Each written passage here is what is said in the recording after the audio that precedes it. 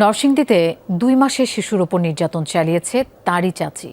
সামাজিক যোগাযোগ মাধ্যমে ভিডিও ভাইরাল হওয়ার পরই সে এখন পলাতক।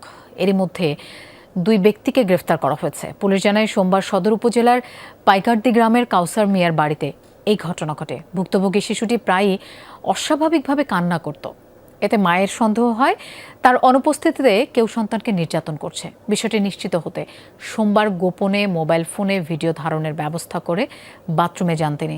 পরে ভিডিওতে দেখতে পান চাচি লতা ঘরে ঢুকে ঘুমন্ত শিশুর একটি পা জোরে মুচড়ে দিচ্ছেন।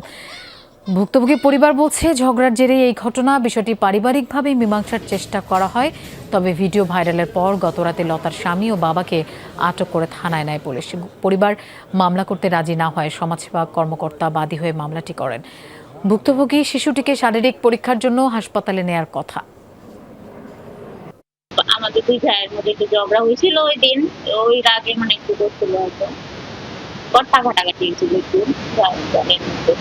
ব্যবস্থা নিচ্ছি, অ্যারেস্ট করেছে, ব্যবস্থা নেওয়া হয়েছে, ওই ব্যক্তিকে পাঠানো হবে বলে না, ওই এটাই তো আর কি। আর ওদেরকে কোর্টে পাঠাবো, রিমান্ডে আনবো, এই প্রক্রিয়া। মানে কয় দিনের রিমান্ড চেয়ে পাঠাবেন আপনারা? 7 দিনের।